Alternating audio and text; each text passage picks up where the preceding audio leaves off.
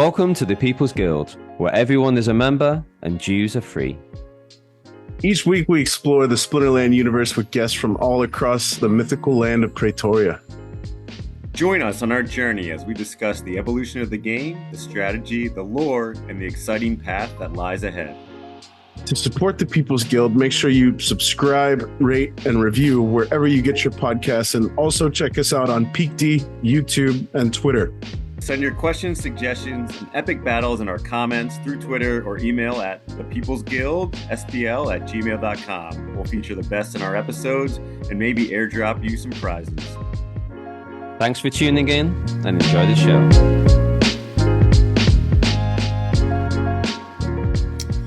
Welcome back to the People's Guild. Another week, another episode, another wonderful guest. This is a man that we all know by name and reputation. He's one of the biggest whales in the game. I did a little bit of snooping, and he's been around since I want to say late 2018. So while Splinterlands, the company, is fixing to celebrate their own 5-year anniversary, our next guest is quickly approaching his own 5-year anniversary. So very excited to bring this conversation to you. Without further ado, we are welcoming Azircon to the show. Welcome to the People's Guild, Azircon. Thanks for making time. Yeah, thank you, both of us and both of you. And I'm happy to be here. Great. Yeah, thanks for jumping on. Been looking forward to this conversation for a while. One thing I want to kick it off with, I noticed that your avatar, your profile pic in Discord and on the Mab chat is, I think it's Clint Eastwood. Is it from A Fistful of Dollars? Yeah, it is. It is. So I love spaghetti westerns. okay. So my question is, are you a big Western fan, and what's your favorite Western then? Not necessarily Western. I am actually even more specific. I don't particularly enjoy generic Western, like the American Western. But for some reason, I cannot explain it. Maybe I can try, but I cannot explain it very easily why I love spaghetti Western. And if you are familiar with the genre, spaghetti westerns are um, Italian movies, right? So they were done by Italian actors, and but typically have one or two key Hollywood personality, right? And it's a very very niche genre. So I am a Clint Eastwood fan, has always been, and I love those good, bad, and ugly, the Dollar Trilogy movies. So that's the simple answer. Yeah, I appreciate the fun trivia fact there of where spaghetti western got its name. I grew up. My dad was always watching, the old spaghetti westerns, and it wasn't until many years later that I discovered that trivia fact that the spaghetti westerns were all filmed and kind of directed and written by Italian cinema. I had no idea for the longest time. Yeah, I'll say so I've seen a few of the movies, but I really love Ennio Morricone. Is it Morricone? Yes. Yes. That music, it's phenomenal. And That so music. I think I'm a bigger fan of his composures than I am of spaghetti westerns, and I'm probably familiar with the titles of movies just from his songs that I haven't even seen. But I love that his music is great. The Ecstasy of Gold, I know that's kind of a Yes. cheesy one because that's the most popular one, but that is honestly one of my favorite songs of all time. Yeah, absolutely. I think I share some of the same thoughts as you were talking about. So absolutely. Wonderful. Well, Azircon, would you mind telling us a little bit about your background? Where are you from? And I know at this point in time you're kind of central United States, but would you mind telling us and the people a little bit about your background and where you come from? Yeah, absolutely. So I am originally from India. I was born in Calcutta, India. And these are things pretty well known to most people who are around Hive and Splinterland. So it's none of this, nothing I can say here is secret or anything. So I was born in Calcutta. So I, how shall I say, I'm from a basic middle class family. I love to travel. Growing up, I started. I'm a very, I like to call myself a scientist. Um, I am an academic. Um, I have always wanted to study. That's all I have done for a very long time. I stayed in school for a very long time. So first universities in India, and then universities overseas, and ultimately I ended up in Oklahoma, Norman, Oklahoma, um, uh, University of Oklahoma. That's my alma mater. And then from there, I ended up in Houston.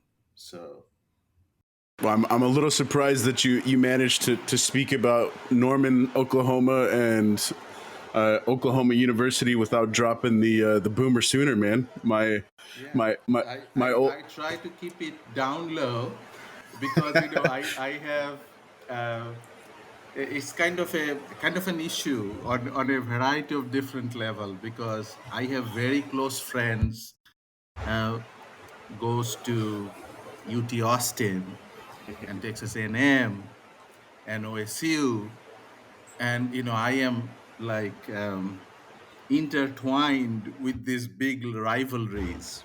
If you know about the Red River rivalry, so I had to stay on both sides of the issue, and yeah, so that's why I kind of keep that profile a little bit low.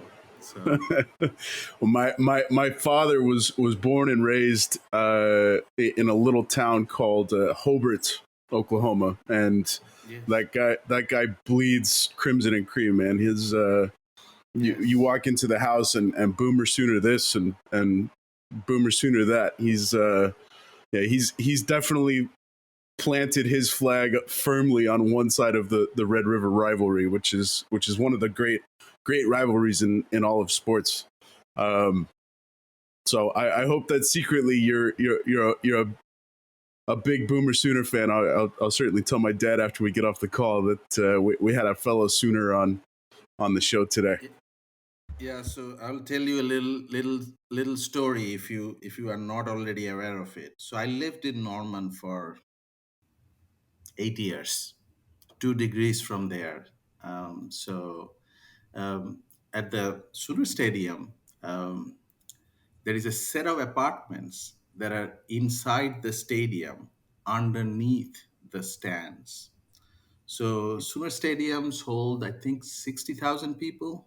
Um, During game day, you can imagine the noise. And these are student apartments. These are raved student apartments. Since they're inside the bowl, it essentially echoes the entire noise of the field. So you cannot see from the apartment, you cannot see the game, but you can hear the game. And that is one experience that every Sooner need to experience at some point in time. So I have had this experience because I have a few students. I used to teach classes as a grad student, so I have many students who are actually in the team. By the way, Bob Stoops came in the same year I joined Oklahoma, year 2000. So and that was kind of a big turnaround during that time, early 2000, for the football team. So we shared that starting date in common. So anyway, long story short, if you have, as a Sooner, if you have not experienced it, I would highly recommend it. You can get into those apartments. You just have to oil certain students, or buy them a lot of beer and something like that. So, but it's a very interesting experience. Nice, very nice. So yeah, so what is your journey kind of into getting involved with Hive and with crypto in general? Yeah, so you mentioned 2018. That's kind of the time. Let's see. If, I'm sure you have seen this, but you guys used Peak D at all? Mm-hmm. Yep, we post weekly. If you click on anybody's name, so if I click on my name, it basically tells me, um, my start date essentially and all that stuff, right? So I think we were in some kind of family vacation in Florida, and I was researching blockchain um, for random reasons, and I found social media on blockchain. At that time it was Steem, and I thought, okay, there is nothing wrong to open an account. I have the usual social media accounts at that time, so why not try something different? And I did, and then from there, I don't know how it happened. Fast forward to here, and in the middle, things are rather blurry. So that's the short answer. Great. Well, you've got an interesting profile on your Peak D um, blog. You've got there's kind of a lot to unpack. So you've got I'm a geologist, futures trader, Pokemon lover. I see the nod to, I think that's Spirited Away. Great movie from Studio Ghibli. Is that the That is picture that's absolutely from? right. Yeah, Yeah. that is absolutely right. And there is a story why that picture is there as well. So everything about me, my profile, and all that, there is usually a story attached to it. So, and everything that I've said over there, that's actually true. So I am a geologist. I have traded futures, most of my adult life, and I am a Pokemon lover. So all of that is absolutely true. Um, that that image, if you have seen that movie, you will know that that's an image of a monster. Hang on, I just lost the chat. I got it back. Um, uh, Image of a monster. His name is no name, essentially, no face, right? Kaonashi means, no face. And that monster is a little bit misunderstood. He gives people gold if he is happy with people.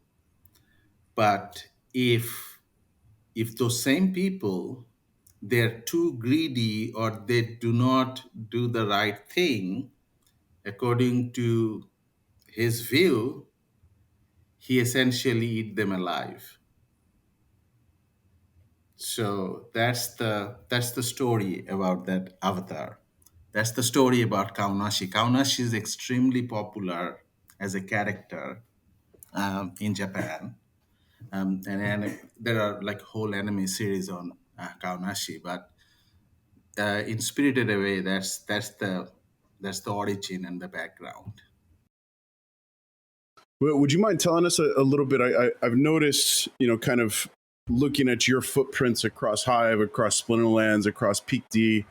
You tend to be drawn towards, maybe I'm assuming a little bit too much, but it feels like Azircon and kind of your reputation in Peak D and Splinterlands is a little bit not unlike Kaonashi himself. I've seen you kind of relentlessly support what Team Philippines is doing. I've seen your fingerprints all over what the Japan team is doing, and as we've had Mango Mayhem on, we've had Level Up Life, we've had a couple of guys that are involved with Team PH on for the show, and we're tremendous fans of what those guys are trying to accomplish down there. And that's a really long way to say it. It feels like you're advocating for the success of these kind of smaller sub societies within Splinterlands.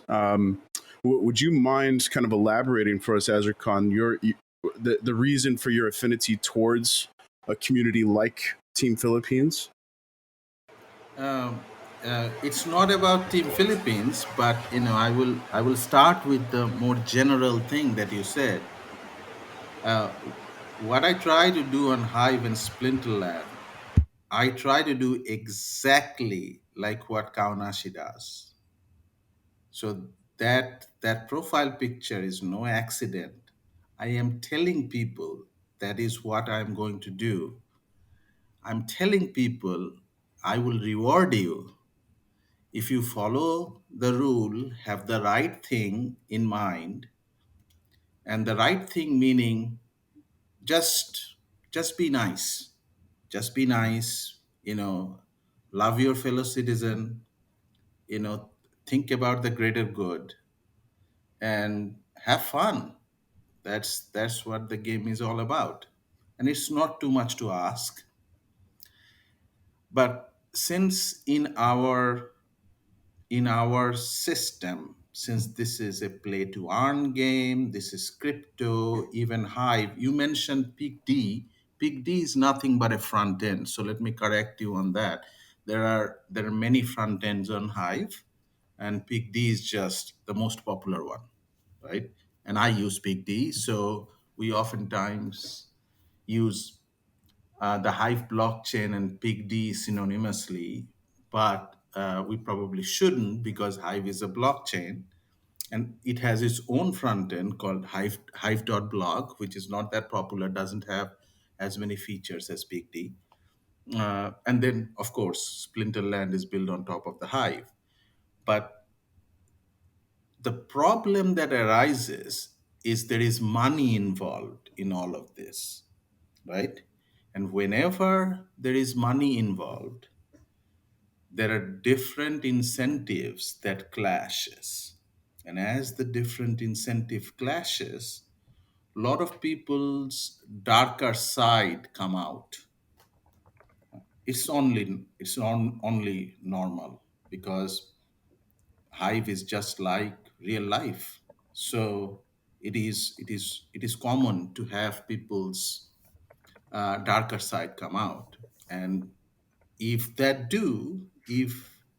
does, my view is, to the best of my ability, I would resist that, and I will be very direct, and I will protect others who are following the rule, having fun, doing the right thing, fairly harshly if that is needed.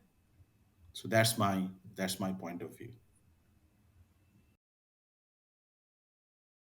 So you got into Splinterlands in, I think it's December of 2018. So probably, that was a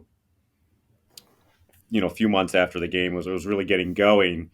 Do you think that the game before that, the game that you invested in and started to play and like, did you think that it didn't have those issues at first? Do you think that sort of has developed as the game itself has grown? No, I think it was always there. And another thing I like to point out, I am not an OG in the game. Although I started in 2018, early 2018, and if you think about my start date, you'd think, oh, this person started before the game started. And I obviously have a lot of staked SPS. I have multiple full decks. So if you think about it, you think that I have started from the very beginning. I have not. I was not a believer in Splinterland for, say, about 2 years' time. 2 years, that's a significant amount of time. I really started buying buying cards or game related asset in 2020. So 2018 and 2019, more or less, I haven't really I haven't really purchased or done anything related to the game. Um, I was just waiting in the sideline watching things for about 2 years. I was very much involved in Hive, so I was as a majority stakeholder in Hive for a long time, longer than Splinterland. And if you remember, Hive actually did not exist back then in 2019. We had a hard fork out of Steem, and at that time, that was the time essentially I got started to get more involved in Splinterland because I was actively involved during the hard fork and sort of lobbied in favor of Hive against Steam and all that. Great. Yeah, you. When we were kind of testing the chat functionality, I think it's not coincidence that you sent over the initial land presale announcement. Did that kind of coincide with what triggered you to start believing in the long-term viability of the game? Was that your first kind of significant push into assets within Splinterlands?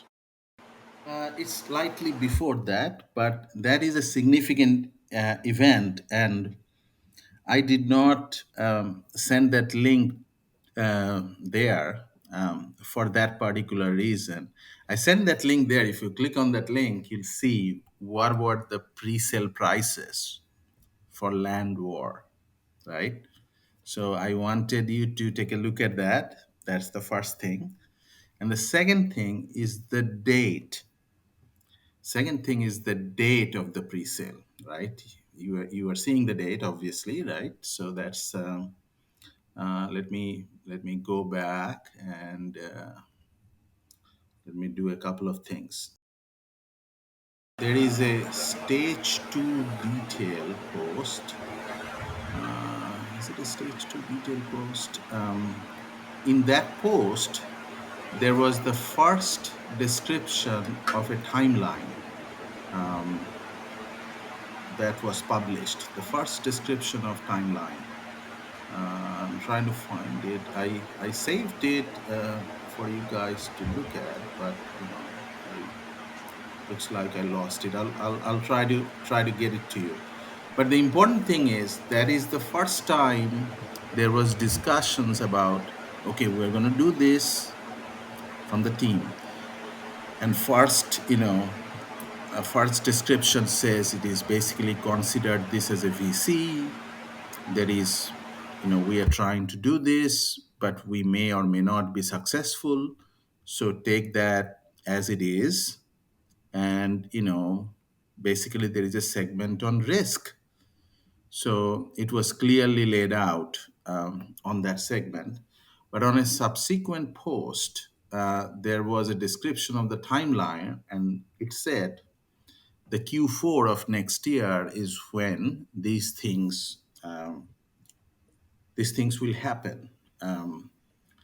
And that obviously never realized for a variety of reasons. And when you look at a lot of people who are not very happy with the game, that is one of the reason. That's the main reason about sliding the timeline, and it just keeps building up from there. And for those that have not seen the official Splinterlands Land pre-sale announcement, it was posted mid-October 2020, so the Q4 that you just referenced would have been Q4 2021, if I'm not mistaken. Is it? Yes. Right.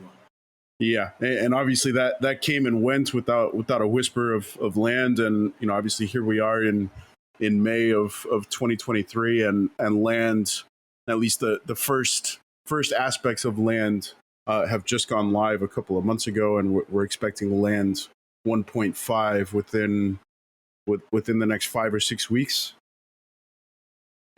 1.5. And if Yep. you actually read that post, it talks about spells and other things that players will be able to manufacture. That is probably years out, if if we actually put some kind of a realistic number on it.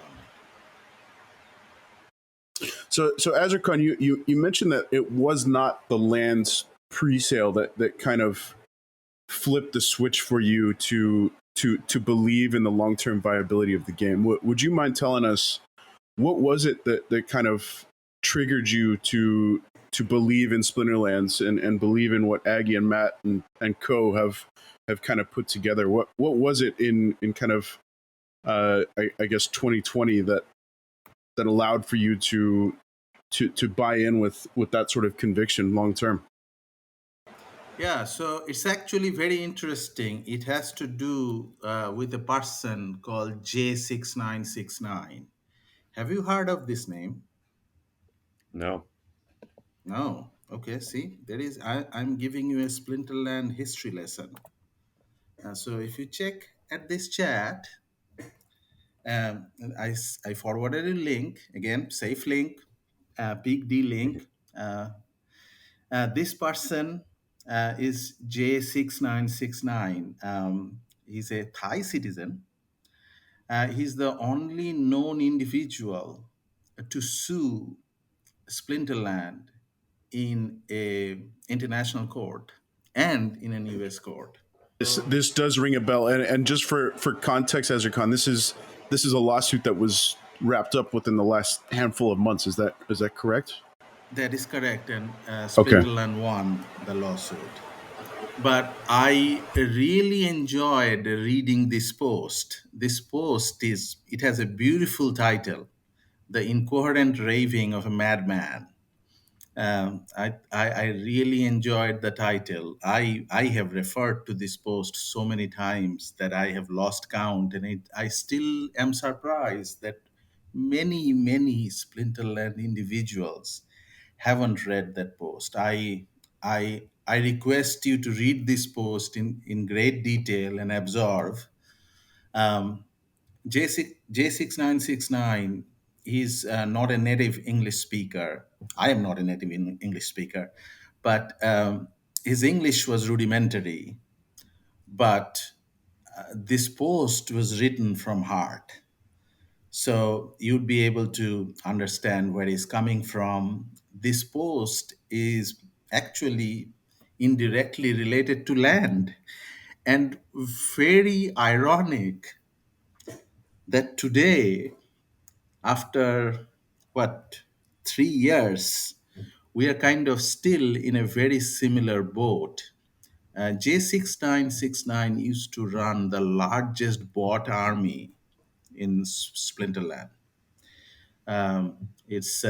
He has a guild called the Moon or the Lambo Army. What there are many names for it, and after the announcement of land, so land was brewing for a while, and this hard fork was brewing for a while. So there was like a lot of things happening at the same time. So this individual was the largest asset holder of Splinterland at that time. His holding was larger than Aggie's and Matt's holding, card holding. And he did not like the idea of land because land was introduced to stop boarding.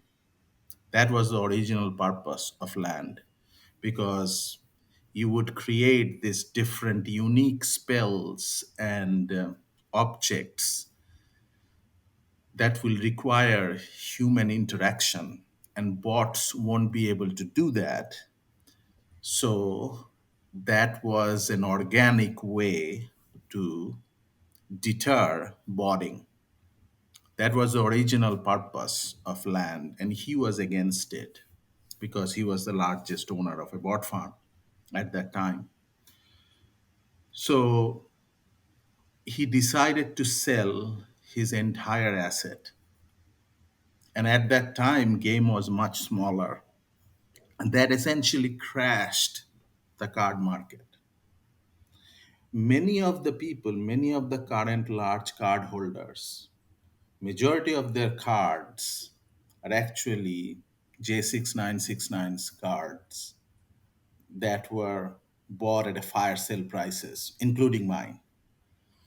I am definitely not the largest holder of that fire sale, but I significant part of my older cards, my beta cards, are from J6969.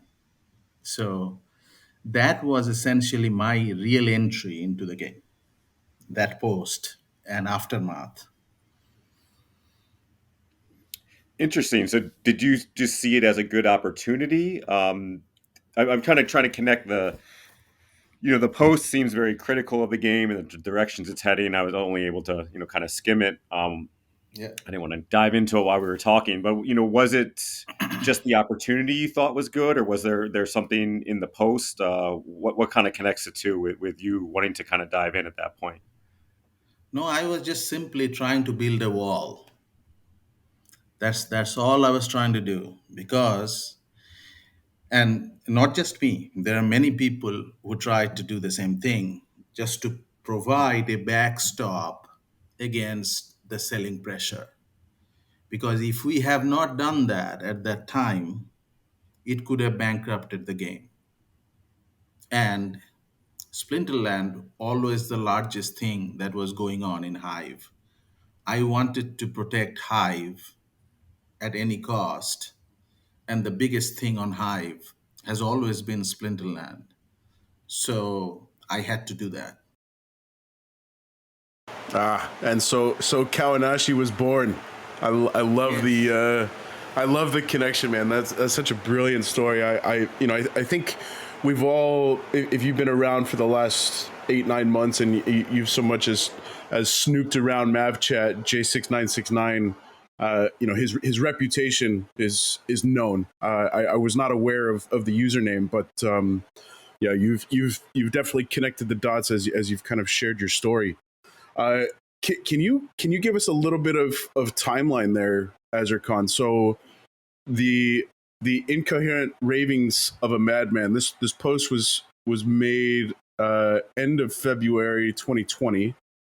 The pre-sale for land announcement came about 8 months later. So there must have been some significant talks that land was inbound for months and Yes. months at a time prior to Yeah. the post. Yeah. Okay, and So, it was oh, brewing for a long time. Sorry. Go ahead. I don't know. Yeah, so I'm just trying to understand the timeline. So this, while the talks of land are brewing, this post is released, like I said, about 8 months prior to the official pre-sale announcement. Was that fire sale around the same time as this post that we've been referencing? This this post essentially triggered the fire sale um, a few days, months later, and it continued for a very long time because the collection at that time it's very difficult to do an estimate about price and how much the asset value that he had. And at that time, this is now the market is inflated, card market is lower. You would say card market is lower if you look at, if you talk to most people. But if you talk to me, I would say the card market is inflated significantly. Okay.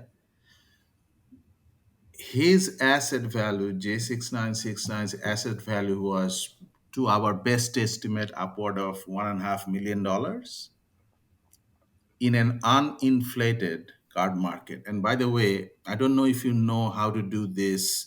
There is a simple way to check whether the market is inflated or not. So in Splinterland, if you go to the Discord channel, I'm going there right now as I talk.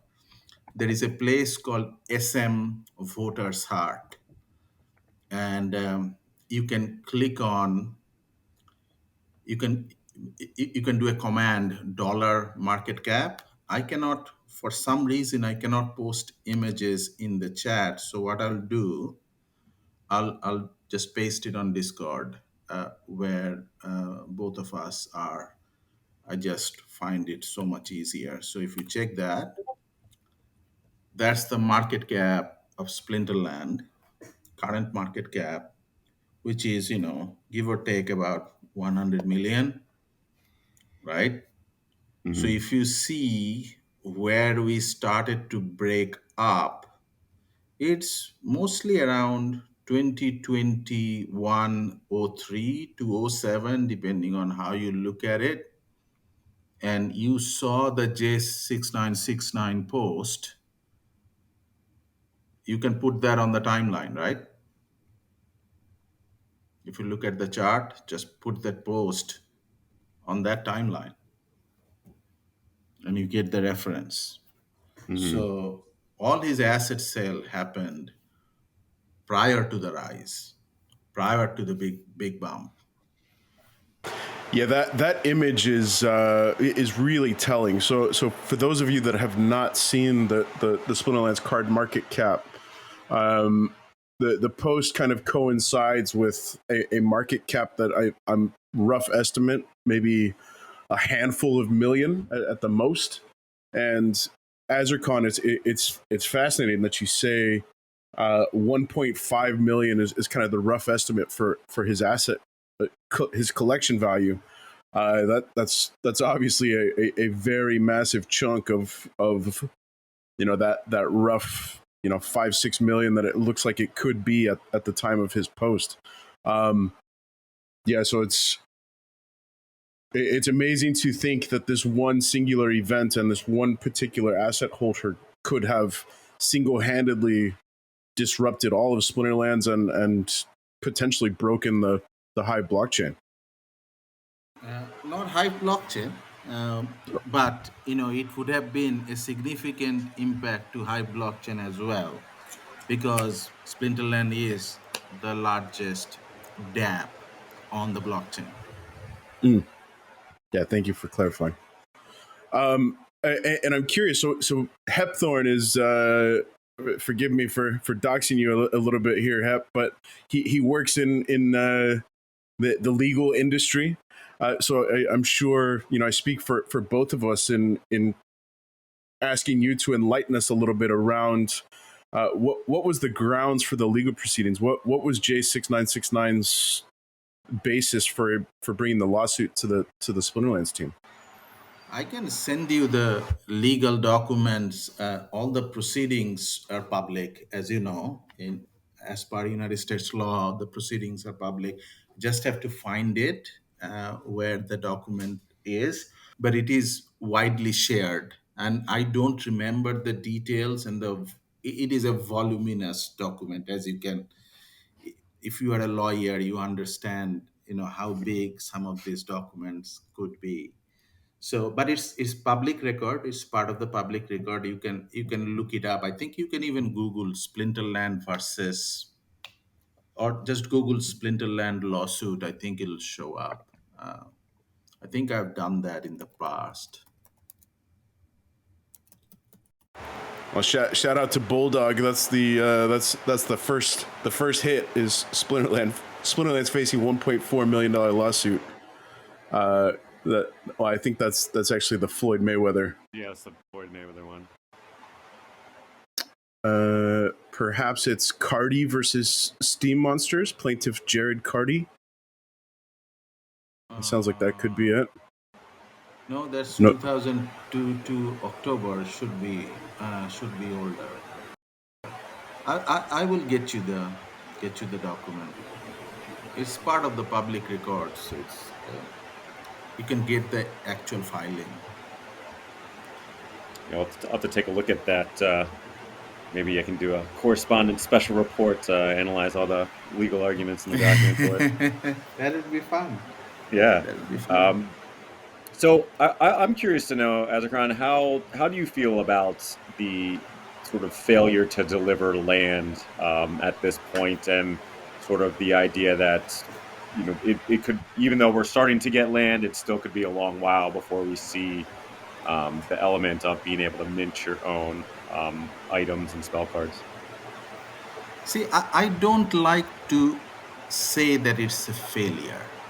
And that's where I would depart from, random guy trying to, what we call in the math chat salt mine. So there are two end member spectrum, right? The salt mine, being salty about it, right? And the other end member spectrum is Nate's model that everything is great. You know, we have the greatest people on the team. We are doing excellent work, and all of that is correct. We do have a good team. We do have excellent people on the team, but it's not sunshine and butterfly, right? And why it is not sunshine and butterfly? If it were, at one point in time, we have 110 employees. Right now, we have 48. So, what happened, right? And you cannot just say it is the recession. You cannot just say it is the Fed. You cannot just say it is Bitcoin being below 30,000.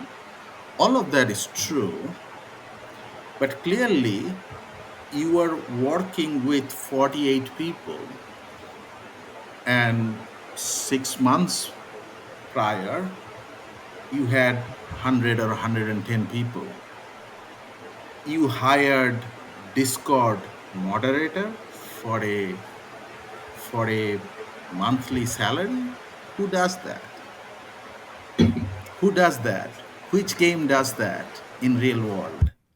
Multiple Discord moderators for a salary. You hired a community manager without telling the community or the manager, and then you had to fire the manager. How does that work? So this has nothing to this part. What I just said. You hired a community manager without telling the community or the manager, and then after a few months, due to some reason, you had to fire that person, that individual. Very nice individual. I'm talking about Bulldog, right? Yeah. So, and it's very well known, and this has nothing to do with recession, Bitcoin, Fed, none of that. It's just a bad decision, right? It's just a bad decision. And when you make bad decision, you correct it, and team has corrected it. So I don't think I would blame the team for not delivering. There are certain decisions that were made, and when you make bad decision, you get a cascading effect. You make more bad decisions, and then suddenly you try to correct it, and by the time you try to correct it, a lot of things have already happened, and you correct it, but there is a momentum that is attached to it, and you cannot correct it fast enough, and things would have happened. So I don't we all make bad decisions. I do not blame the team for making, actually, those are not, you may not even call them bad decisions. Those are just misjudgment of market conditions, and you splurge.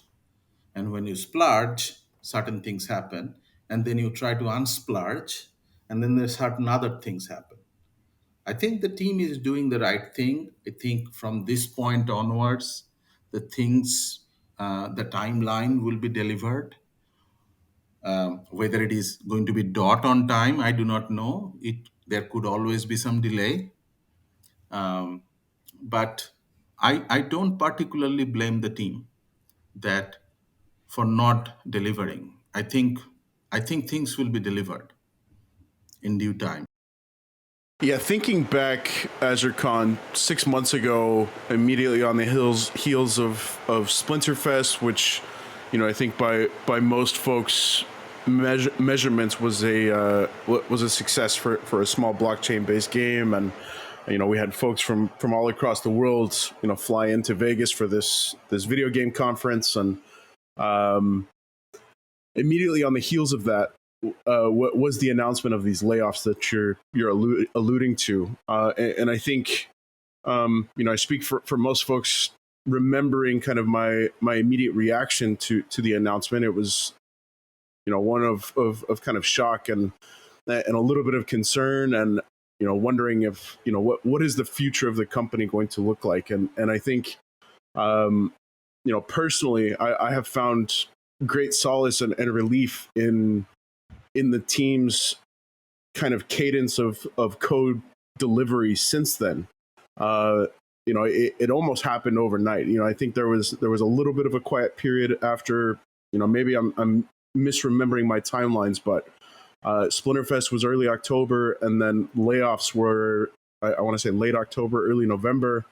And I think it was in December that we really started to see the dev team ramp up delivery. That was when the team made the shift to, the agile coding system, and it feels like things have just not slowed down. They've become more efficient. They've kind of revamped their sprint cycle, and we've continued to see big developments rolled out into the game. What has I'm always interested in hearing somebody like yourself. What is your perspective on how have things shaped up since the layoffs? Are you kind of remaining conviction unshaken in terms of the future of the game? Are you feeling more confident than you were before?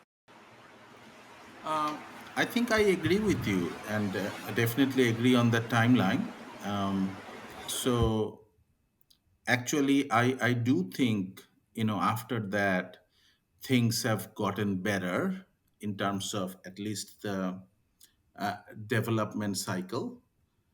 But that said, there are still more missteps that has been done, right? The honest one that comes to my mind is Rooney, obviously, right? So that was a mistake. So we talked about it. I think most people agree that the original thought process on that was okay. The original thought process was to get support from ETH blockchain, but it did not turn out that way, right? It definitely did not turn out that way.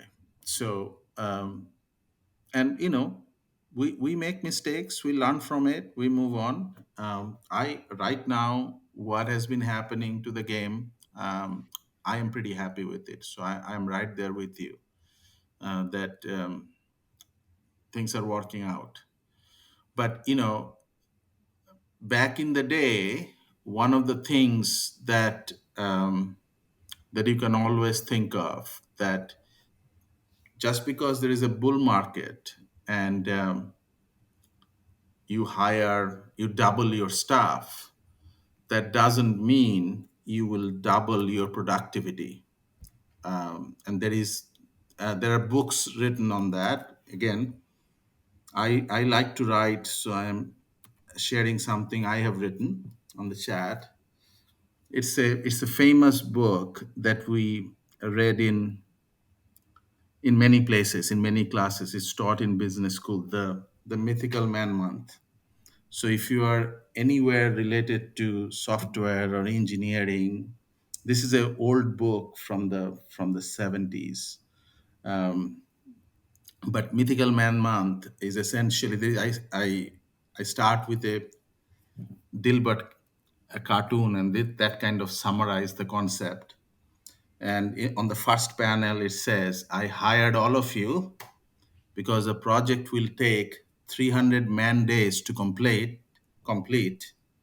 So I hired 300 of you. There are 300 of you. So I want you to finish by 5 o'clock and clean out your desk, and you are all fired, right? So that's the concept of mythical man month.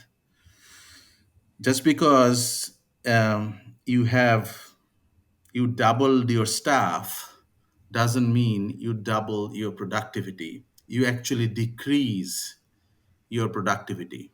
Um, for a period of time, the productivity actually continue to go down, and we have seen that exactly in this particular case. There is a plot um, that is fairly common: time against people. And in realistic complex software system, as you hire more people, as you increase your people, your time to deliver the project is actually decreases exponentially and reaches a plateau at some point in time, and then start to pick back up. This has been proven. This is a scientific fact, and yeah, that's exactly what has happened. And you got to think about it this way: both Aggie and Matt, they're both excellent individual. I like them; they're my friend, but they did not really have a lot of management background, right? Otherwise, they would have seen it coming. And management is nothing that you have to learn in school. You can learn it on the job, and I'm sure they have learned it on the job now. But it's a simple fact, and it's not that if both of them has a business degree, they would not have done this mistake. This mistake has been done over and over again in many industries, still being done. So that's the long and short end of it. Yeah, that's very interesting. That you make some excellent points. I wanted to touch on, you called Rooney a failure, and you said we've seen kind of missteps. Do you think the idea of Rooney of trying to put something on the ETH blockchain and have it on OpenSea, do you think the idea of it wasn't necessarily a misstep, or do you think it's the timing? Maybe that was a misstep. It was poorly calculated timing, as opposed to just the concept of it. So what's your thoughts on that? No, the idea is perfect, right? Yeah. Because we are all trying to get new people, and our blockchain, our pond is limited, and ETH blockchain's pond is much bigger than our pond. So the idea is perfect to list it on OpenSea, but the execution were not, right? The results were not. Yeah, just some kind of high level details around Rooney. And I agree. I think and Yaba Azircon. I don't know if you had a chance to catch Yaba on with Gank and Walking Keys just a couple of days ago.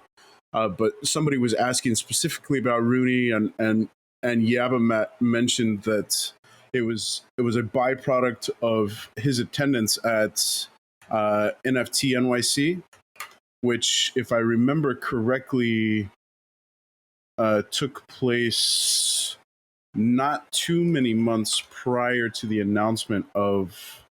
Yeah, it looks like it was sometime in April 2022. Oh, June. Excuse me, June 2022. So Rooney was definitely placed on the fast track from.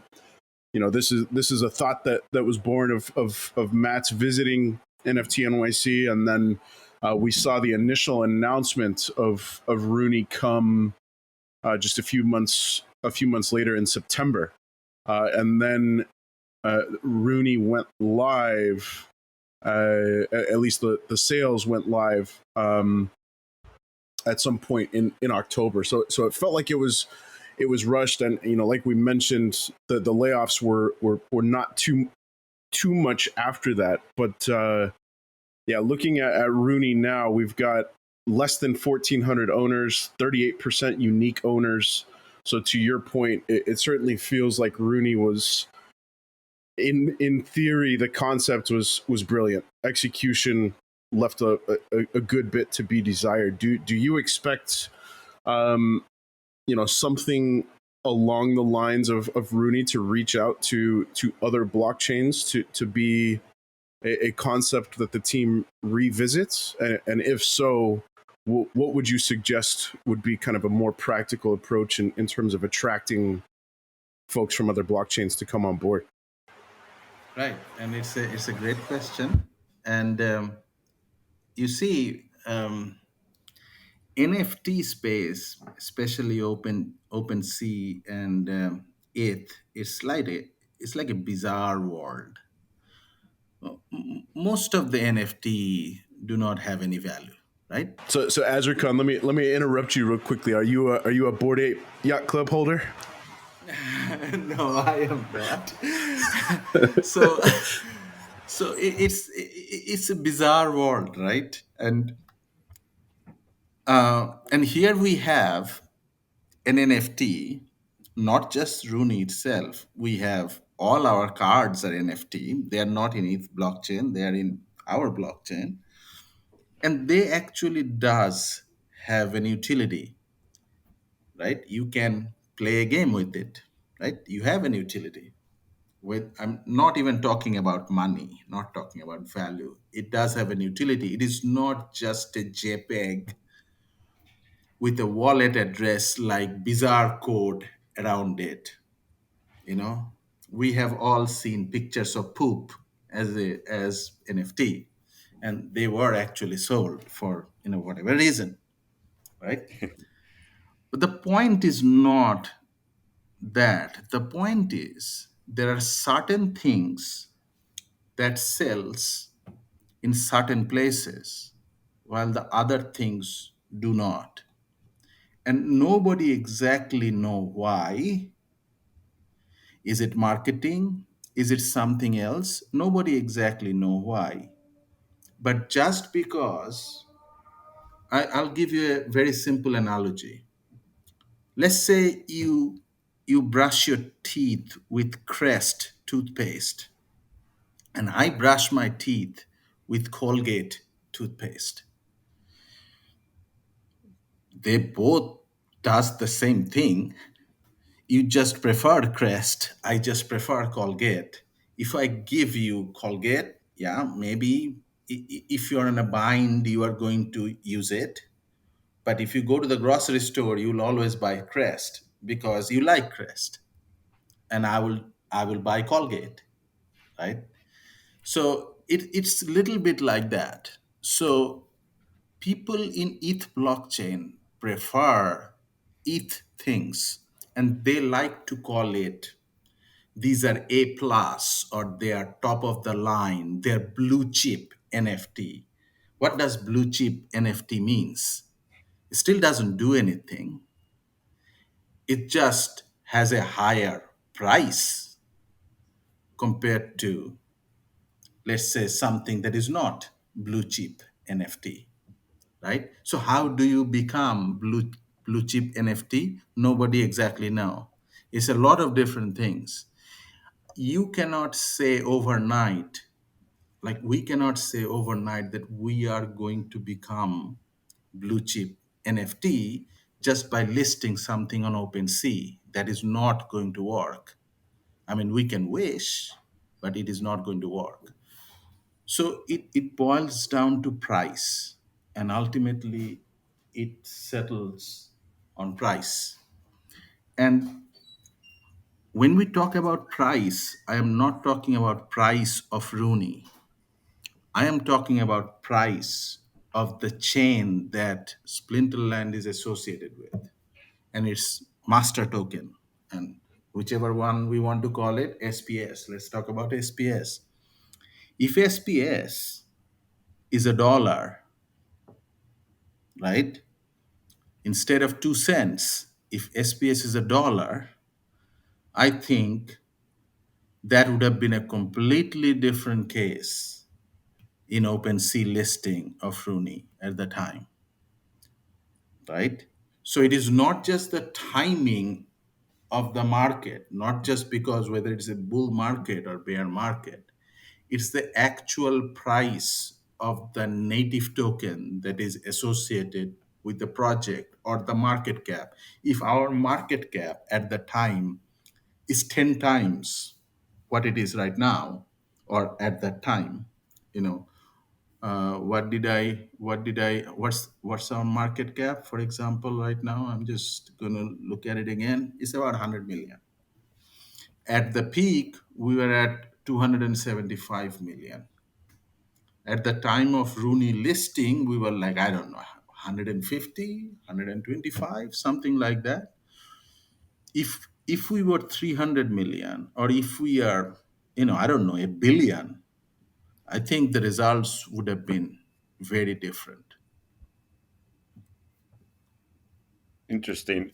So one thing I've heard a lot of people say and question the future of the game for being on the Hive blockchain, and saying that it might be better for it to be on a more popular chain. ETH doesn't really make a lot of sense for the transactions, but whether it's on Polygon or Sol or one of those other chains. You being a big Hive proponent, how do you respond to those arguments? They're all good. They are all good. I mean, ETH, ETH definitely is not, because it is those gas fees are ridiculous. But that's the only one. All the others, the gas fees are, either non-existent in case of Hive, or pretty minimal in others. They're all good. So it's just matter of where you belong. And people have talked about whether the game should somehow, port over or fork over to a different blockchain, or find a way to bridge over and be attached to a different blockchain Yeah, sometime yeah. in the future to be able to attract more people. Yeah, and that has been discussed. And it's a very interesting thought process. I think both will have a lot to lose. Hive will have a lot to lose if that to happen, and Splinterland will have a lot to lose if that would happen. One of the things you can think of, that even in the depth of the bear market, and I do not know if this is the depth of the bear market or there is more, I do not predict markets, we still have a minimal player base. We still have people who hold asset, are buying asset, staking SPS, supporting the game. And no matter what happened, you are not going to break these original holders, myself included. You are going to lose at least some of these people if you port over to a different chain. You are going to gain potentially new people, sure, absolutely. But there is a danger that is associated with it. The success case is, yeah, you're going to thrive, you're going to gain a lot of new people, and you're going to succeed. But the danger is there won't be any Splinterland. I'm curious, Azircon. Your initial purchase into Splinterlands was purely in support and in the name of preserving the Hive ecosystem. Has your view changed? I mean, are you still supporting Splinterlands in the name of Hive, or have you kind of grown more fond and more sure of a future of Splinterlands on its own, or is it, what is the relationship between Splinterlands and Hive at this point in terms of your continued support of both? I think I am more intertwined with Splinterland as a company now, compared to 5 years in the past or 3 years in the past. And and I am equally intertwined with Hive management as well. So I think my knowledge and attachment with Splinterland have increased with time. I have found true friendship here. I know everyone. I am one of the most vocal person. Um, I really enjoy spending time with Aggie, Matt, and the team. I consider myself as a majority stakeholder. I consider myself an advisor to the team, and the team considers the same way. We are all advisors to the team. I mean, this is not a position that we would get paid to be, but all majority stakeholders, all large stakeholders are essentially advisor to the team. That is the nature of the decentralized organization. So I think my attachment with the game and the company have increased over time, and I treasure it. That's wonderful to hear. I occasionally run into you, Azircon, on the ranked battlefields. So have you been? I'm curious. We know a good deal about you as you've kind of grown towards Hive, grown towards Splinterlands. But as a gamer, are you a fan of the gameplay? Have you been a lifelong gamer? Was the gameplay kind of a natural fit for the style of game that you grew up playing? I am not much of a gamer. I have always played one game though, and that's Pokemon.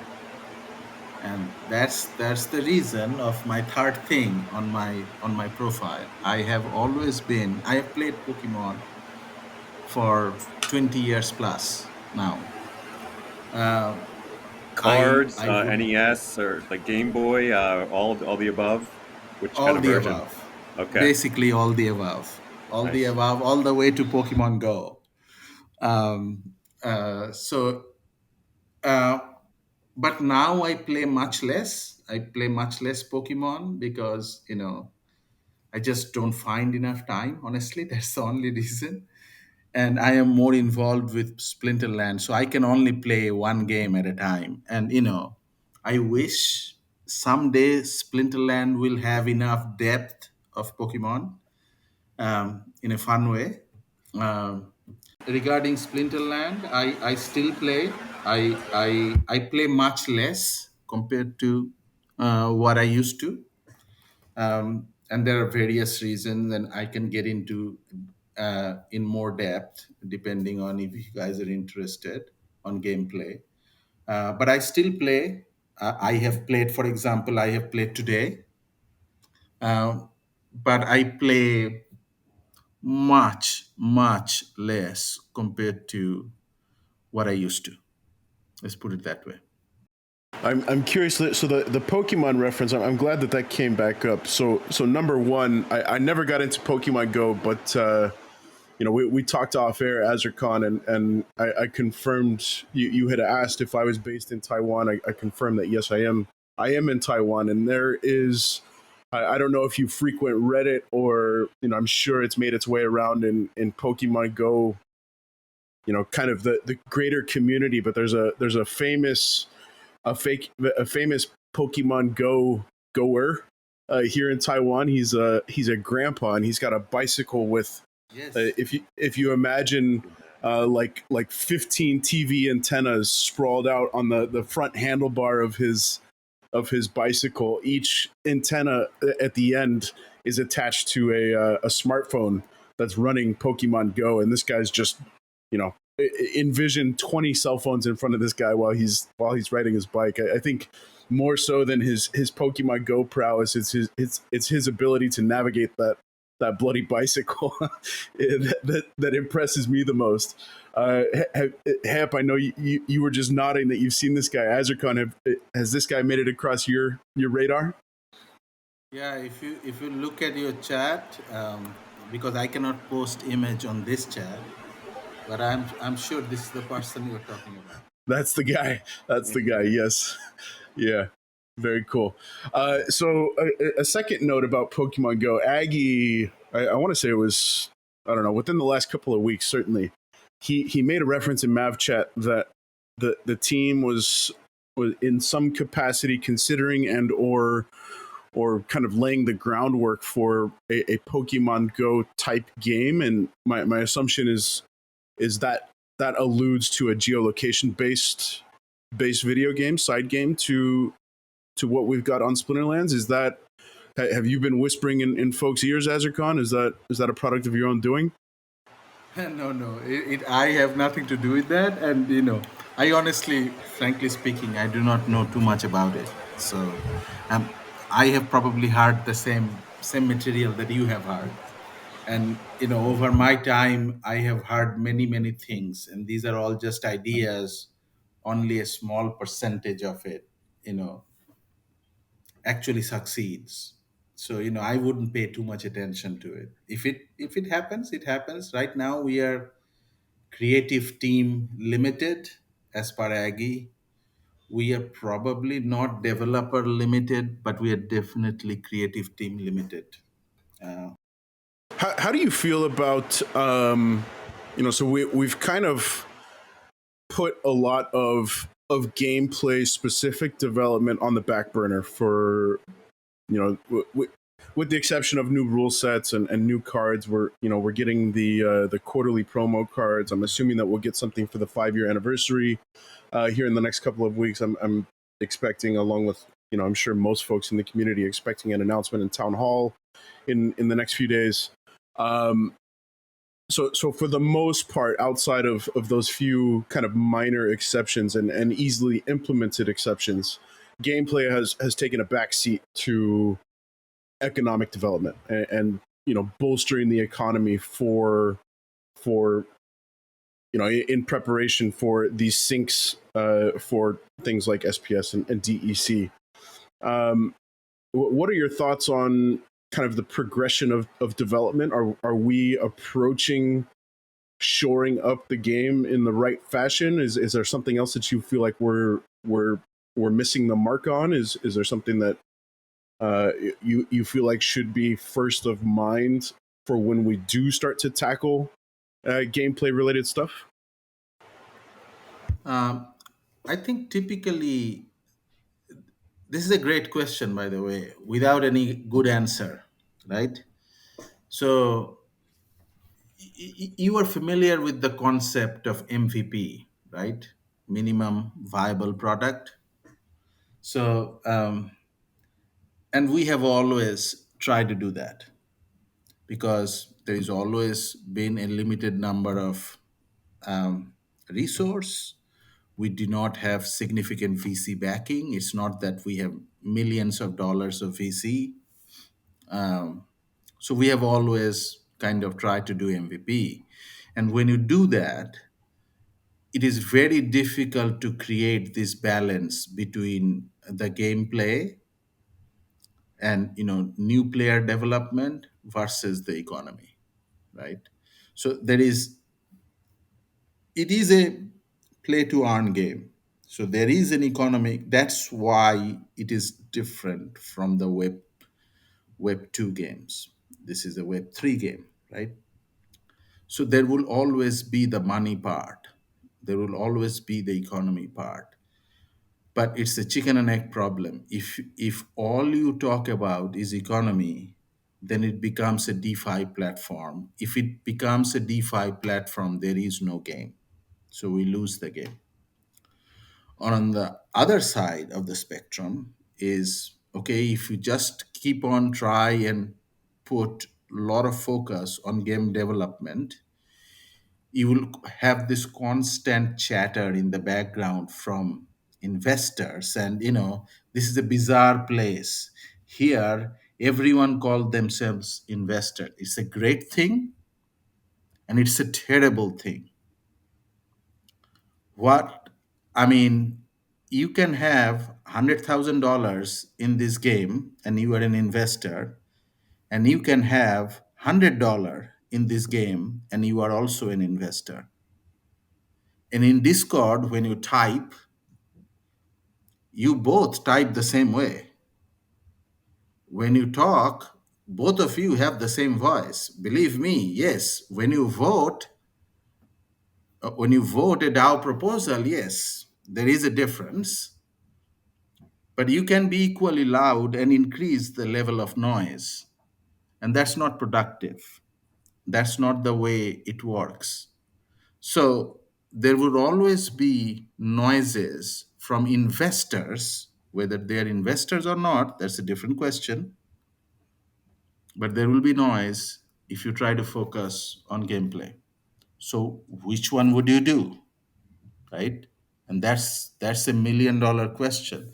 You need to have some kind of a balance between both of them. And you cannot keep it exactly in the middle. You always lean one side versus other, and it's like a pendulum. You sometimes lean more towards tokenomics, economy. For example, right now, the game is very much lean towards economy. It's barely a game right now, but there is a lot of discussion about moving, tilting it more towards the game part of it, the player experience part of it, because we were slacking on that for a long time. So let's see how that goes and which way the pendulum swings, but it is definitely overdue, in my opinion. So, do you think then that you had said before that you haven't been playing the game as much? Do you think that is because you feel the gameplay has gotten stale? Yes. Because we've been focused more on that. Can you elaborate some more on that?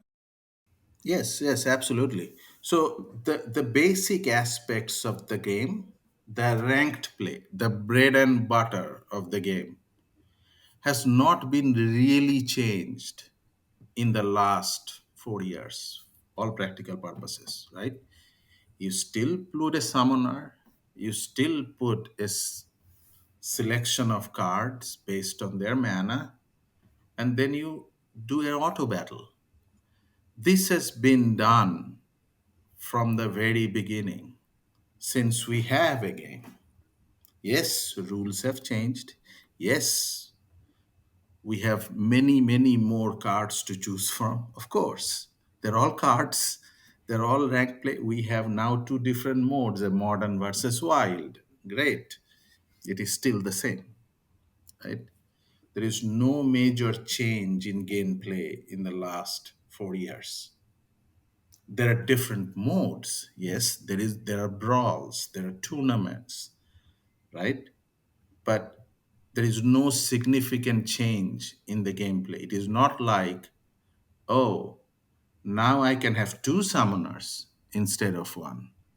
Oh no, instead of auto battle, I can tweak things in the battle. Maybe we can have a battle pass. Maybe we can have like a draft mode. These are all things we at Beard talked about various times. Uh, I think they're all in different stages of development. And kudos to that for to Weird Beard because he actually receives a lot of resistance implementing anything. So kudos to him for that. But we are months, if not years away from any of this. Well, do you think then that the investors, the people who consider themselves more investors than players of the game, do you think they have sort of that outsized voice in the community because they, maybe they hold more DAO votes and can steer the narrative more than the people who are out there, like me, not buying their accounts, kind of grinding, enjoying the game and just playing with the cards and trying to get 20, 30 battles in a day and just kind of having that nice little break of their day and enjoy the game. Do you think they have sort of a smaller voice than they should have in the community? Yes, absolutely. You do have a smaller voice.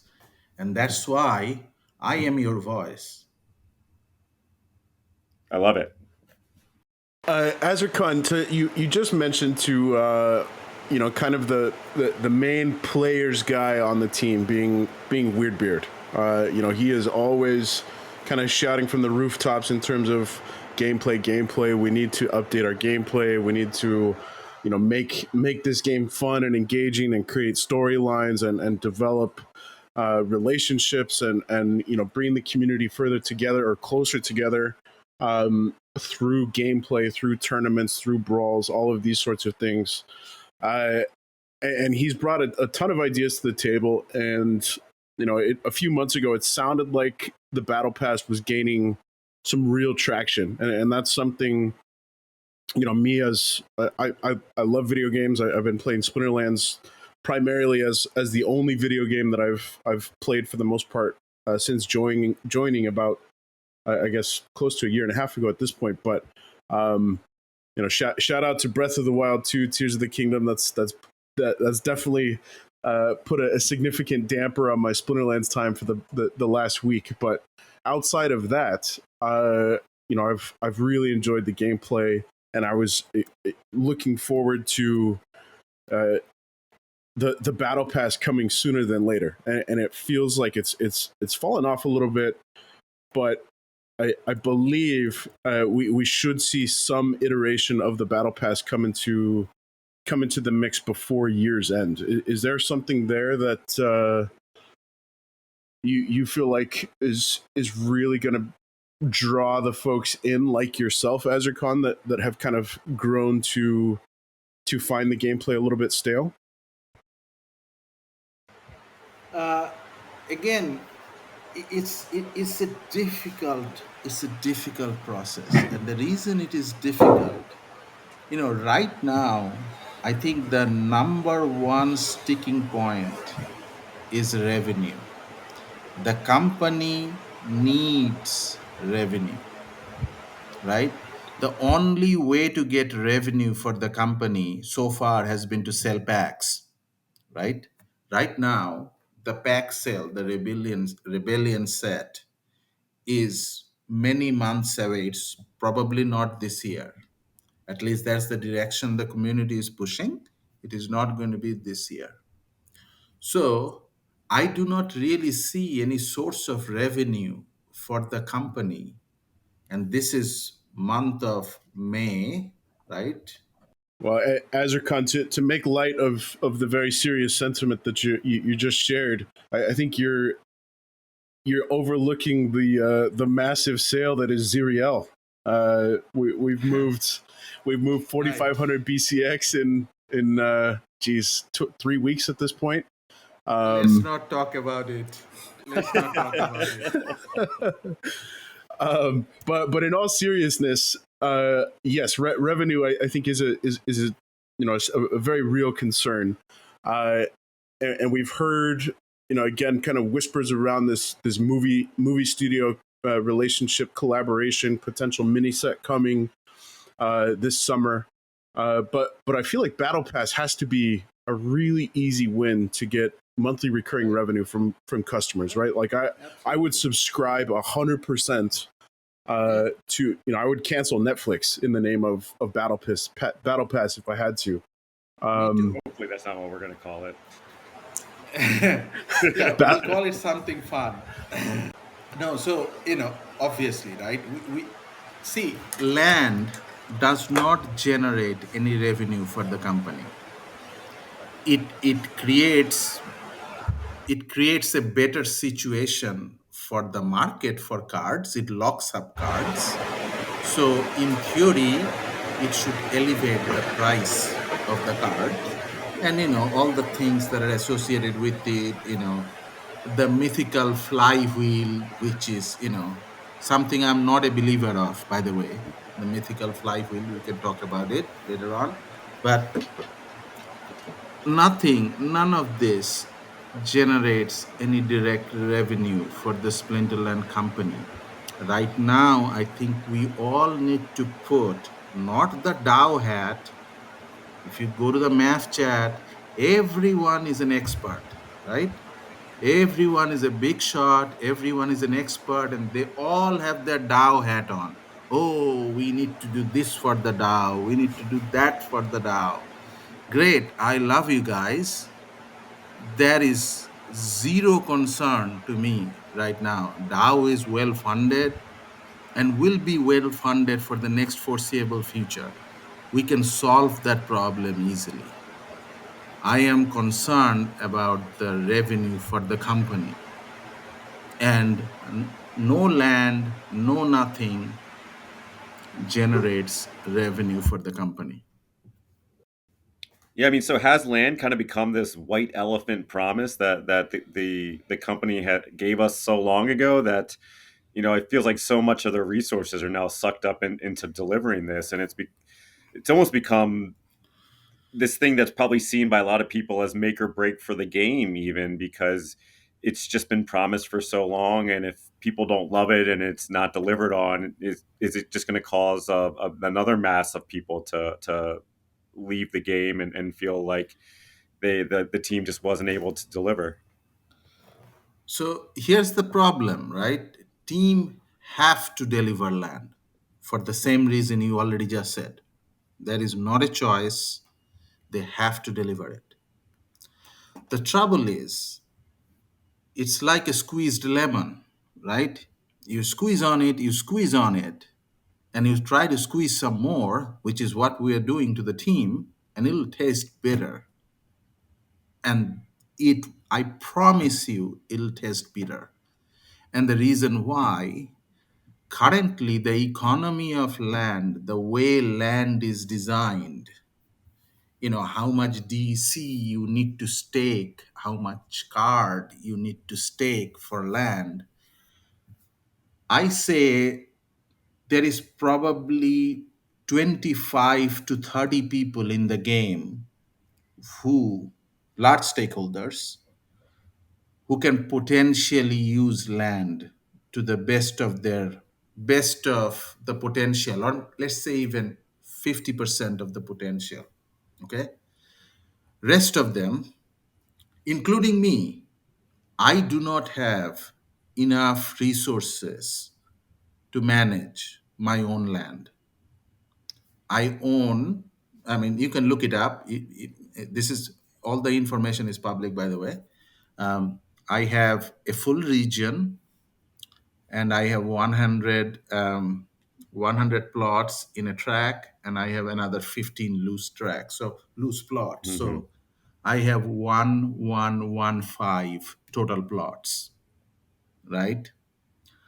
I neither have the cards nor the DC or the DCB to farm my land to even 10% capacity. I think I calculated few weeks back, so I can be off a little bit.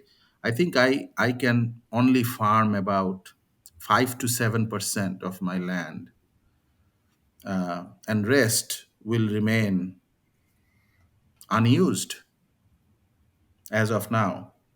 If you say this to other people, if you say this pitch to in front of Matt or Aggie or lots of others, they will say that's great news. So okay, you are going to buy a lot of the resources, you are going to buy a lot of DEC from the market, you are going to buy a lot of cards from the market. No, I won't. I just I will decide not to participate. And it's as simple as that. And then your mythical flywheel do not work. If you make the cost so prohibitively high, and I have explained this to Aggie, that and Aggie will say, oh, it is not a cost because you are not really spending your DC, you're just taking it. True, I'm not spending it, I'm just taking it, but where am I going to get it if I don't have it? And I don't have it. So I have to buy it, right? I have to pay real money to buy it. For what? Until I have an incentive. Why would I do such a thing? And right now, the incentives are not defined. That's a pretty revolutionary number that you just threw out there. So Azircon, again, about 1,100 plots, and you suspect, based on kind of some initial number crunching, that you'll be able to effectively manage to its full capacity about 5 to 7%. If that's pulled out, and you're a significant holder, I looked it up in the background. You've got 13 million power, give or take. You've got a significant hold on beta cards, and you've got some some pretty powerful production point value cards that I'm assuming will be allocated towards that 5 to 7% that you just alluded to. But looking No, at kind of no. no. Because mind you, I actually use those cards every day to play games. If I stake them, how am I going to play the game? Mm, fair, okay. So 5 to 7%. If we're looking at that kind of extrapolated out across the whole community, that's gosh, that's less than 10,000 of the 150,000 plots in Praetoria that will be actually leveraged to their full capacity. Is that, have you kind of looked at the bigger picture, and is that around the number that you're landing on? Yeah, that's a pretty widely accepted number. About 10%, a little bit less than that, approximately about 10%. I mean, I actually have fewer cards, and I don't know if you know this, but I have three scholars. I have three people who actually play my deck, play my delegated deck. These are three human beings that play my delegated deck for a 50-50 share of rewards. So I am not going to stop these kids playing my account because that's their livelihood. So I am not going to ask them. I mean, no matter from my perspective, I will never ask them to stop playing my deck so that I can take those cards away and I stake them on land. That's a no. So I might have a lot of 33 million production power, but that's useless information to me. Majority of it, 85% of it, is being used on a daily basis on gameplay, and it will continue to be used that way. Yeah, I'm glad you brought up the scholars. I had seen that from your Peak D post, and I did want to ask you about that if you were, still had scholars. And I really liked what you had written about it. How, and I'd love to give you the opportunity to talk about what you think the benefits of scholars are, why it's sort of beneficial to then using bots to your account, and sort of just give you, for those maybe who are listening who haven't seen that or aren't aware, because I think you have a really great position on that. So can you just kind of explain your rationale behind your scholarship and why you feel it's good for the game and the ecosystem and the community? Yeah, absolutely. And that boils down to a very basic thing, is why are we doing this? Why I am here? Why I am in Splinterland? I told you, I am not in Splinterland for the money. I am financially free. I do not need the money from the game or the blockchain or any of that. I am here in Splinterland so that I can offer something that is for the greater good, offer some financial freedom to others. That is my goal. To me, we have immense potential of a social revolution. We can make significant social change on people's lives, make them financially free, get them out of their desk job or low paying jobs. We cannot do that in the West, but we can do that in certain countries where cost of living is still low. Even at these prices, we can do that in certain parts of Bangladesh. We can do it in Philippines. We can do it in Indonesia. We can do it in certain parts of Pakistan, in India, places like that. We can actually make a difference. We can actually lift a guy from the street and support, not me. They allow them to support themselves so that they can look after their family. We have an opportunity to do that. And that is the reason for the scholarship program. That is the reason for letting a human being play my account. And these are all, young kids, uh, fresh out of school, in school, things like that. Oh man, I love hearing you say that, Azircon.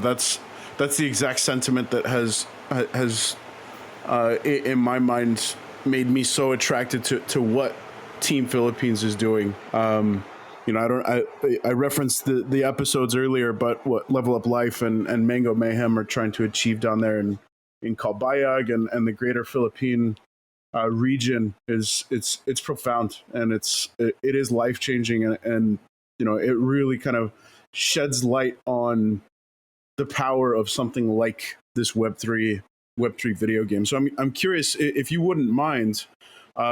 Is it possible for us to share your scholars?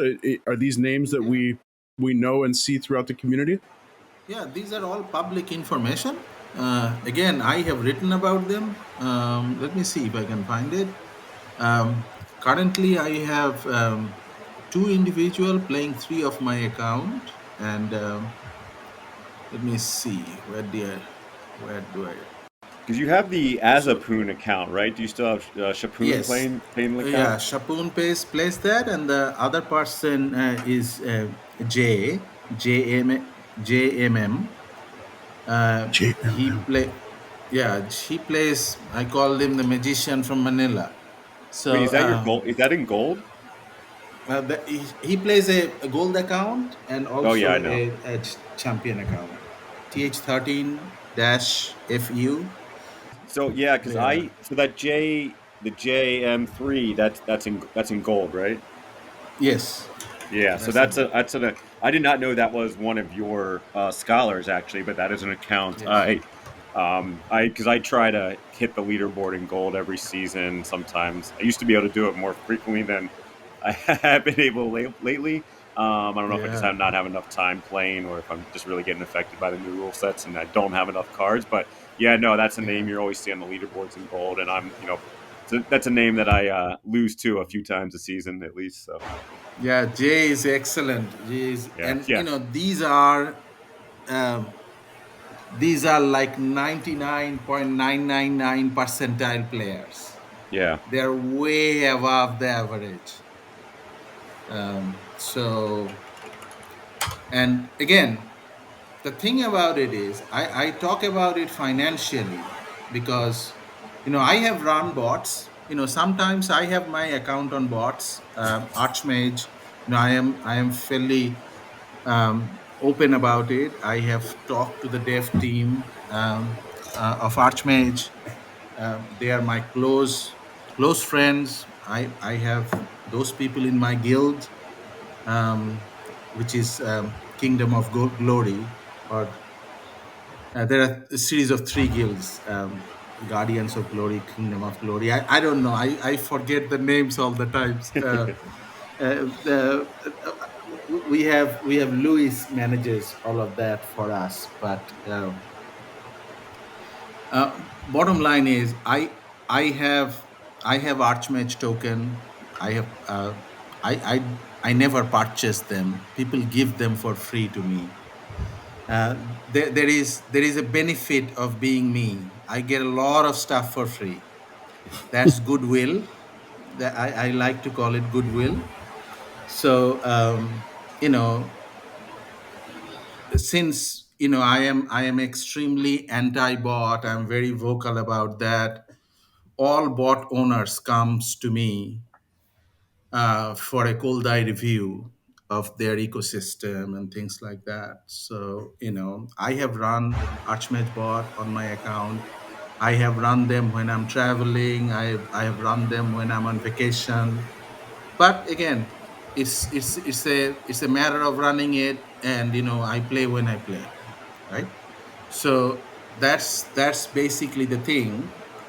And but the point of this is, the reason I support the scholar system is not there is an ROI thing. This is a Web3 game. The ROI will always come up, right? What is the rate of return for my investment? And now it sucks. Okay, great. I have this amount of card. Okay, am I going to put it on a bot, or am I going to put it on a human being? Right? Why would I do such a thing? My bot is 35% if I have an Archmage token. It is or sorry, 15% if I have an Archmage A token, 35% if I have a regular token. If I put it on a human, it is 50-50. Well, some people say, oh, 60-40. Some people say, oh, they can do 70-30. But people oftentimes forget it is not just about getting the return, but also feeling good about it, that you are doing something for someone else, which is a human being. If you are running a bot, you are just doing it for the three individuals who had that token, who had that program running. But if 500 people are using scholars, there is 500 different individuals that you are spreading the wealth to. So that's the benefit. That's the beauty of the scholar program. I love it, man. And you brought up a few things that I kind of want to circle back to. So I'm curious, Azircon, was there something in particular that kind of triggered this philanthropic approach to using Hive, using Splinterlands to support folks and help rise these folks out of, you know, presumably beneath the poverty line? What was it that, you know, is there? I'm sure it was, you know, kind of a long time coming that drew you to this you know, sense of providing philanthropy to those less fortunate. But is there, you know, kind of singular moments that you can pinpoint in your life that made you realize that this is how you want to live your own? Not necessarily. I think it is actually. Don't you know that this is the fundamental vision of crypto? Why did crypto form in the first place?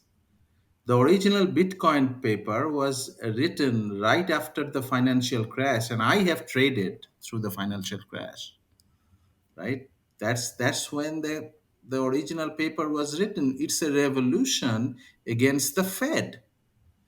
That is the primary idea about the cyberpunk movement. That is the primary idea about original Bitcoin maximalists. That is the original idea about in Splinterland. Splinterland comes from, Aggie and Matt. They're both libertarians, and they always talk about, you know basically making people financially free. That is unique to many projects, crypto in general, and definitely Splinterland.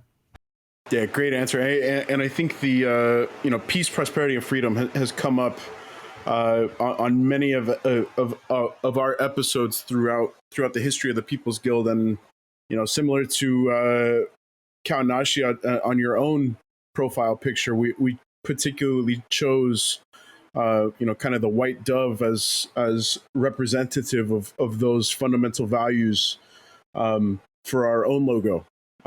So you know, I really appreciate your calling to help, you know, through crypto, through Splinterlands, and you alluded to this earlier, Azircon, that you know, there's a very fine line that we all walk in human nature as part of being human, as part of the human experience, where you know, greed is always right there, and you know, making decisions that are driven by greed is you know, especially in crypto, we've seen.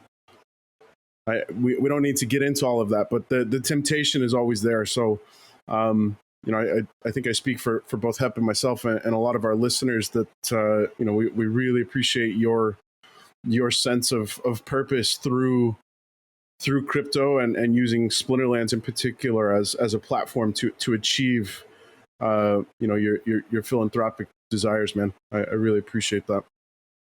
Yeah, and we are in it together. So, and it is about, there is a reward for us as well. It is not just philanthropy, because if we are successful, if we talk about this word adoption in crypto a lot, right?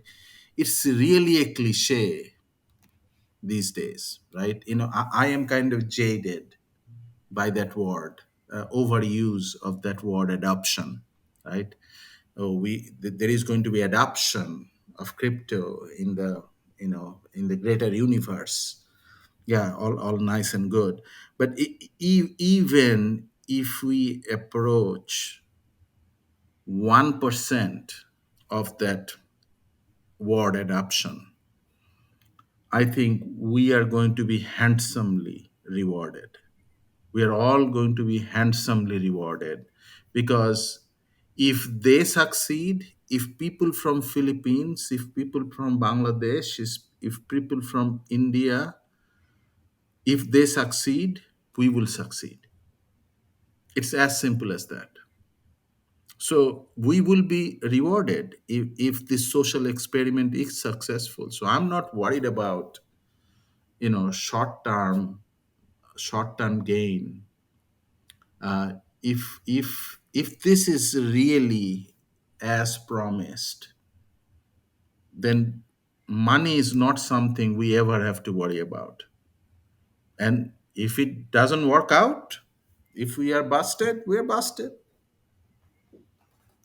We did a good try. It was met some good friends.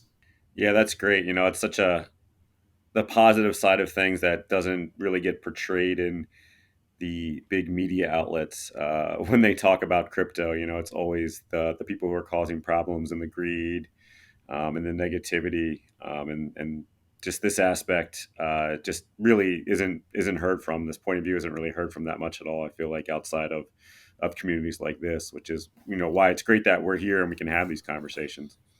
Yeah. I wanted to say, so I have one more, at least one more question I have that I wanted to get out to you as a cron, and you have such a positive, great view. Well, I wanted to ask you about NavChat. We've mentioned it, we've brought it up a number of times. I mean, everybody knows that's like one of the most positive places you can be, right? It is NavChat. Um, no, but you even said that, there's a lot of people commonly referred to as the salt lords, people with problems with the game. But you have, even going back to the beginning of our conversation where you said, the one rule you kind of have is you want, people to be nice and do the right thing.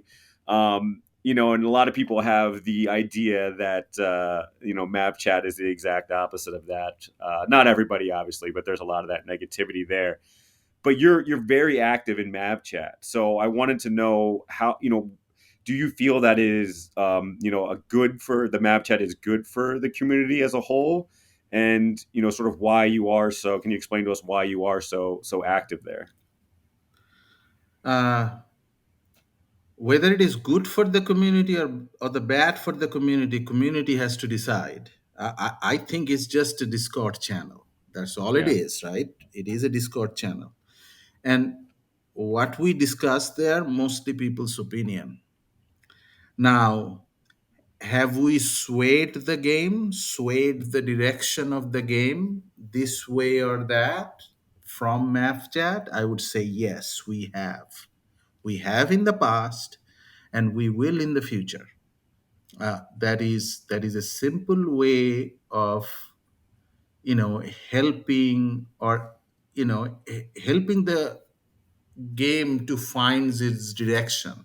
Now, have we always been right? No, we have been wrong many times. Like the Mavs have been wrong many times. We have influenced the game to do certain things, and that did not work out. Classic example, very near term, DCB. DCB idea came from MavChat. It was implemented in the game. It did not do what it was supposed to do, right? It was supposed to put DC back into the peg. It did not do that. Did it do some good? Sure, it did. It did not do what it was supposed to do. It would have happened regardless. Uh, anyway, what it essentially did, it added to the DC inflation by using vouchers. People sold, people who had a lot of vouchers, people who are node holders. I am one of them. Um, they sold vouchers, and people have hundreds of nodes, right? Some of the mavs have hundreds of nodes, and they sold their vouchers, which did not have any other market, right? So we just added to the inflation. And I'm a big anti-inflation guy, so I would always say that. But anyways, the point, your original question, was the math chat of any use? Yes, it is. It is of use. It has done good things for the direction of the game.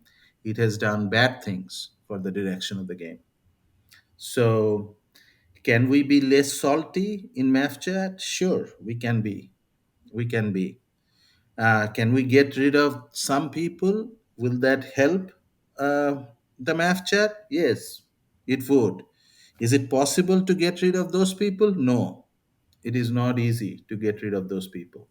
And the original founding principle of the game, since Aggie and Matt are libertarian, we don't ban people, right? That is against the fundamental policy of the game. And that is reflected in many, we try to steer around the word banning people, right? And I appreciate that, but it has its own problem. You damn if you don't, damn if you do, damn if you don't. So are you to bring that up about the map chat? Are you? I saw in there the other day that there people were throwing around the idea that there should be a staked SPS requirement to stay in map chat because that would prevent people who have maybe sold Yeah, all of their assets exited. Are you in favor of that, or do you think it could be reformed that way somehow? Would that help? let me ask you this, since it is all public information, how much SPS do you have stake? I think I'm close to 50 right now. And BJ? I just passed the 70,000 mark. Yeah. So according to that, if level up's proposal passes, neither of you qualify for the math chat. Is that right? How does it make you feel? I'm not in it now, so it makes me. Right. It doesn't affect me either way. Maybe The- I had planned to, increase my SBS holdings, and maybe that gives me incentive to try to do it earlier now and maybe hit there. That's a number I kind of always wanted to be around anyway, so maybe it's an incentive to do it. So you say you play gold, and now there is a staking requirement coming up, to Mhm. get the max reward in individual leagues, and I think the gold requirement is higher than 100,000 SPS anyway. No, gold And is 53 for gold 53. one. Okay, all Yeah, right. I did not. 53,000 I for did gold not one. check. Yeah. I did not check, but at present prices, how much is 100,000 SPS? It's 2 cents, right?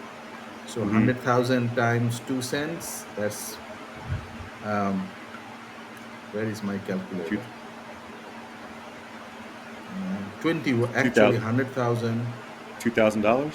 Be about Yeah, $2,000. About yeah. 22 is $2,200, right? $2,100 or $2,200, so something like Hmm. that. So let me ask you this: $2,000. Um, Thinking about how much a Nintendo Switch costs, and you have a Nintendo Switch, Hmm. so um, it cost what, $400 plus other things, right?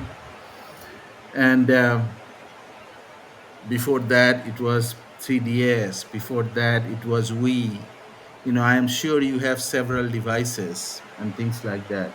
So let me ask you this: would either of you like to spend $2,000, just for the heck of it, because it gives you 20% return currently, right? Your Nintendo Switch doesn't give you any return, Just taking 100,000 SPS gives you 20% return. So would you do it? Not to get an entry into the math chat, just because you are a player. Ask me again, Azircon, once I get a chance to beat Breath of the Wild 2. Okay. Uh, uh, no, but I play a Diamond and Champ, and we talked about this on our most recent episode with Waskell. My long term goal, I would love to strive for a million SPS if I could. I don't know if that's within reach, if that's within reason, but I think I've sold SPS on one occasion. Otherwise, I'm kind of constantly staking and stacking as much as possible. I think by the time, if this proposal passes from Level Up Life, I think 100,000 SPS will be staked in my account. I've got a few moves kind of happening simultaneously to help get me there. I think that was, like Hep said, that was kind of my longer term goal since I started the game. It's just happy coincidence that it happens to coincide with number one, the pre-proposal of adjusting the criteria to apply for MapChat, and number two, the SPS staking requirements. That said, I live in Taiwan. I have a cost of living that is not what it costs to live in the States, for example, but my salary is market adjusted. So, as far as dropping $2,000 to make a significant move on SPS, that is not at all in the foreseeable future. But long term, I think it's very, very likely. And I think that's the beauty of offering. I really like Level Up Life's proposal for a couple of reasons. One is, I can buy 1,000 packs and show that I'm invested in the game, but in the next day, once I get approved for MapChat, I can turn around and sell those assets. And then I have a permanent fixture in the MapChat community. Whereas staked SPS, for folks that are in this part of the world and don't have $4,000 to drop on 1,000 packs at once, you can slowly accumulate that SPS and eventually earn that status as a well invested, from a time and finance perspective, earn that status as a MAV, as a voice in the immediate community that has the ear of the team that is MavChat. So I think that answers your question. Yeah, it does. So, I like to hear from Hep as well. So, uh, are you in Taiwan too, or you are somewhere else? I forgot. No, I'm in Washington D.C. Okay, all right. So you are here. So, Hmm. what's your thought? Would you buy 100,000 SPS? Yeah, I would. I probably, to be very honest, I probably invested that much in the SPS I have when I first started playing. I came into the game, um, let's see, January of 2022. So a year and a half ago, and I think I probably put SPS might have been still around, you know, geez, is it as high as like 30 or 40 cents then? It could have been more. Um, but so I think I kind of put a lot of that that much money, at least initially, into it. And I probably invested a similar amount of money in land as well, and then a similar amount of money in my deck. And so now, I mean, I'm more focused now on buying cards.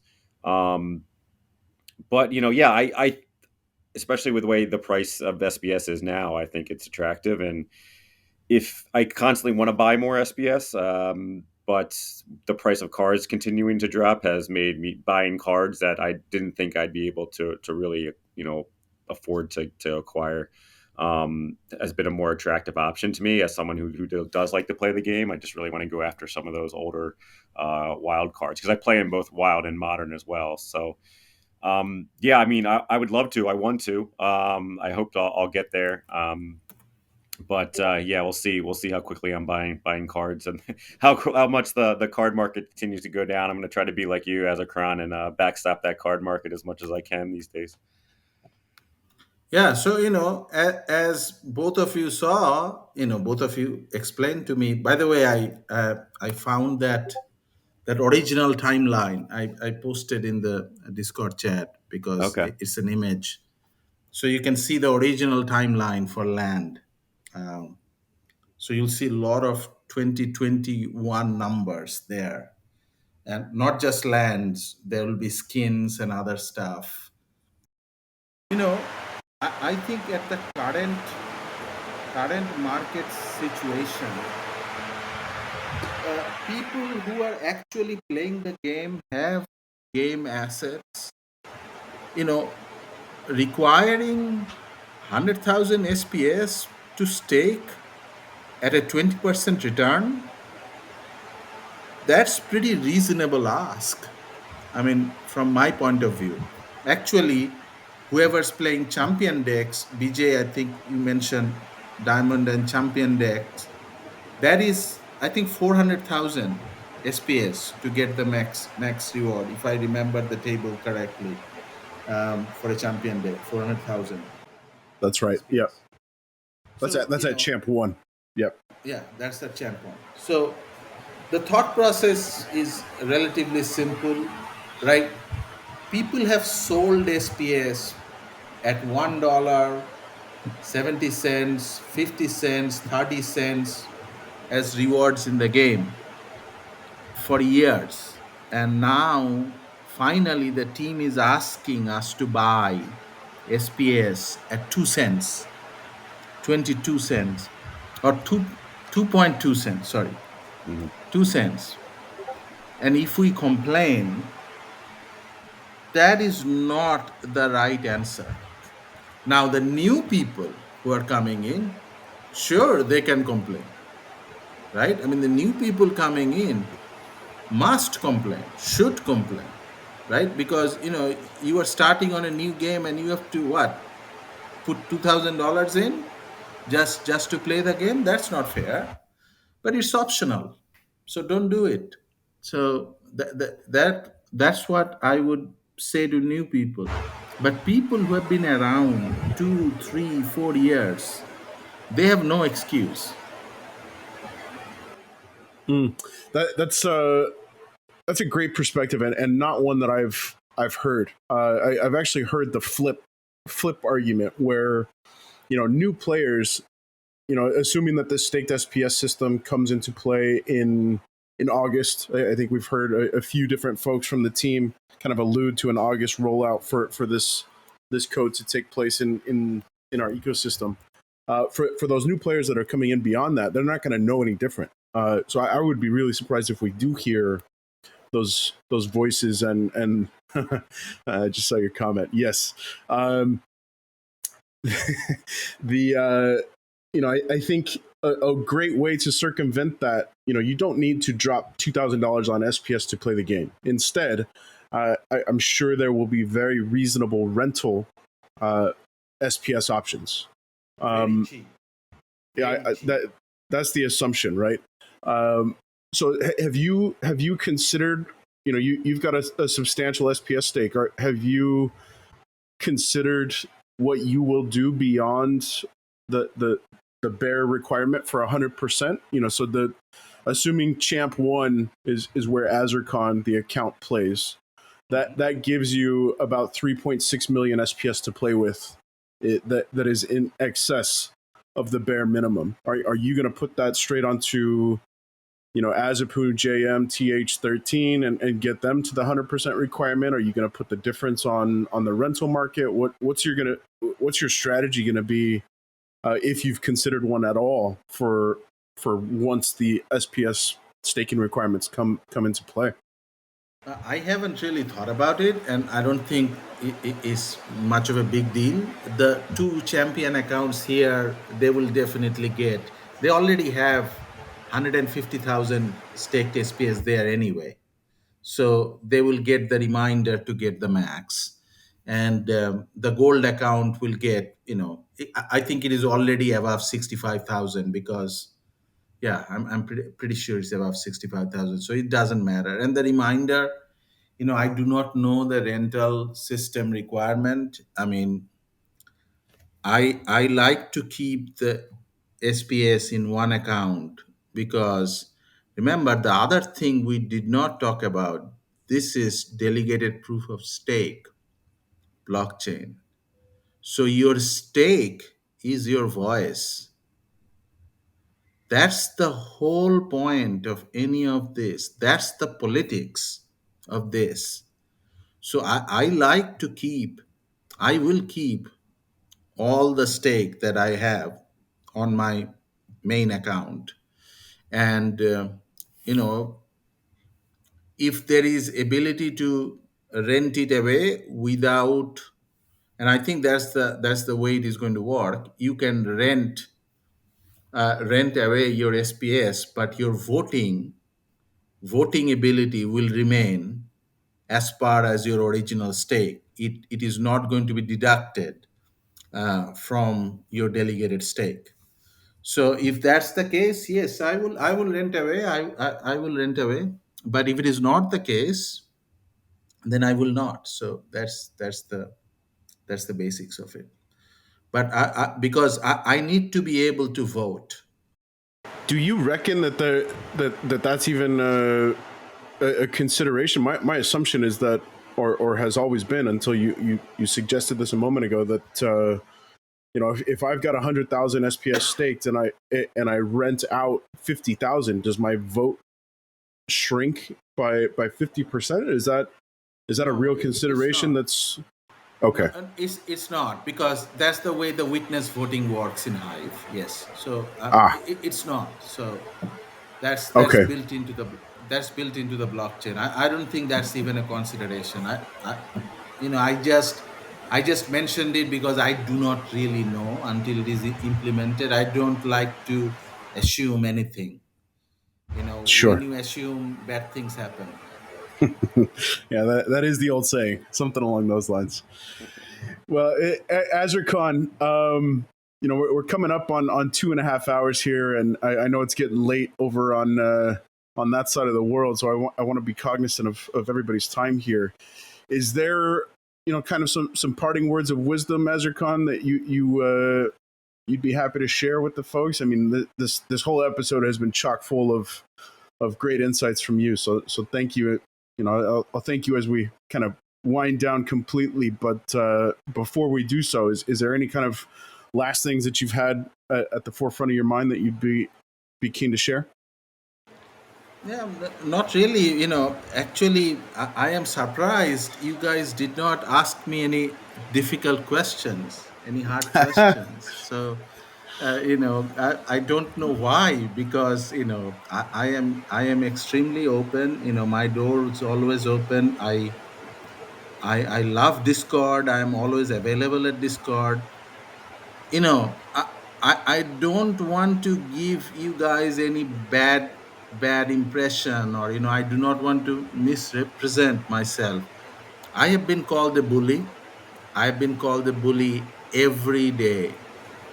I've been called a bully today, and I am okay with it. I am comfortable in my skin. I would rather be the bad guy if I can help certain people, a few people who do not have a voice. Because if somebody calls me a bad guy, calls me a bully, does nothing to me. I do this all day long, and I haven't talked what I do on Hive blockchain. That's for maybe some other time. But it doesn't affect me in any way. But if it helps the greater good, if it helps give voice to people who does not have a voice, I think that's all I'm looking for.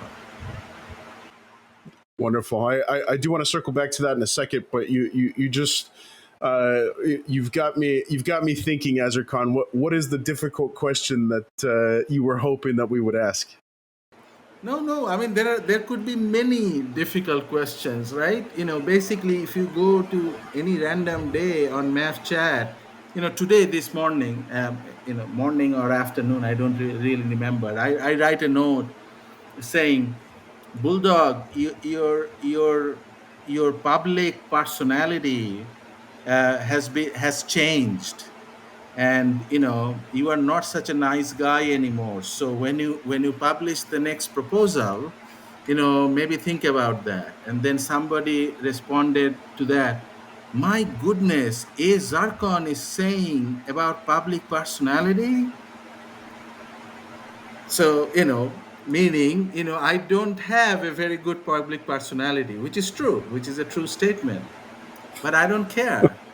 I am comfortable with my personality. I sleep very well at night, and I am comfortable in my skin, and I will be exactly like this, because I think I'm doing something that very few other people can do. No, yeah, I think that's great. I feel like maybe we'll throw you some more hardballs next time. We just wanted to soften you up the first time. I could Yeah, probably do this yeah, for yeah, another 2 hours too. So I'd love to. yeah. We could definitely have you on again, and then we'll hit you with all the hard stuff then. No worries.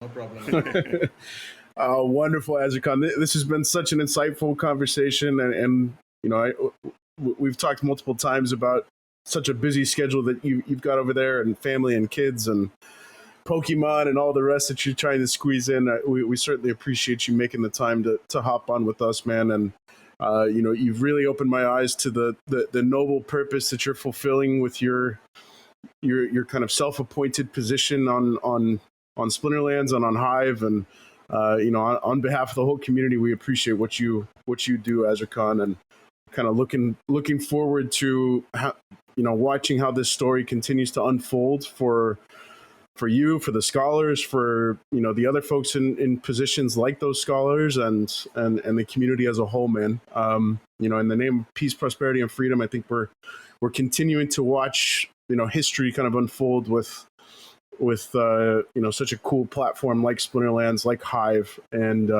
it's just a blast to be a part of it. And this podcast gives us a unique opportunity to kind of have these conversations with folks, and just on behalf of everybody, thank you for taking the time to hop on and chat with us, Azircon. Yeah, I appreciate it.